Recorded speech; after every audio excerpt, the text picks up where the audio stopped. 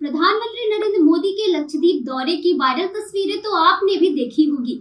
तस्वीरों में कैसे मोदी जी लक्षद्वीप के प्राकृतिक सौंदर्य का आनंद उठाते हुए दिखे और इसके बाद मोदी जी ने भारतीय गंतव्य में घूमने जाने की अपील भी की। लेकिन मोदी जी के लक्षद्वीप में घूमने जाने की अपील और तस्वीरों को देखकर मालदीव के कुछ मंत्रियों को अच्छा नहीं लगा, जिसके बाद उन्होंने भारत सरकार पर टिप्पणी कर डाली। हालांकि मालदीव प्रशासन ने भारत सरकार पर कमेंट करने वाले मंत्रियों को निलंबित कर दिया है, लेकिन इसके बाद भी ये मामला गरमाया हुआ है और भारतीयों का गुस्सा कम होने का नाम नहीं ले रहा है। बता दें कि मालदीव के मंत्रियों के कमेंट के बाद अब भारतीय एक्शन में आ गए हैं।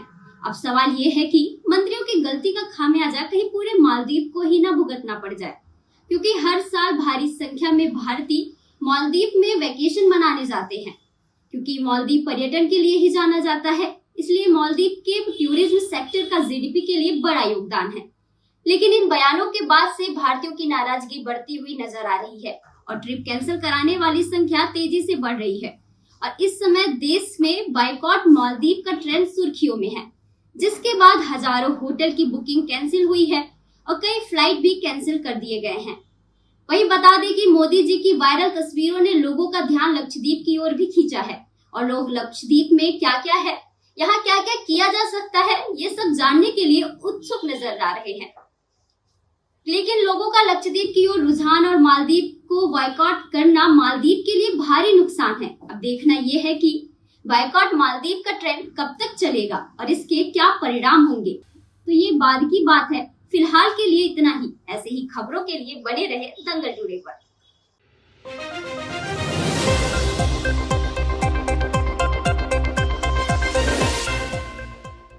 Rabindranath Tagore University Bhopal, only private university in MP to be NIRF ranked for 5 consecutive years, जहां है 600 से ज्यादा company tie-ups for placements, Atal Incubation Center for nurturing startups, Industry Academia collaboration for exposure of real industry world, 20 centers of excellence for research, साथ ही Global Festival विश्व रंग में शामिल होने का अवसर देता है।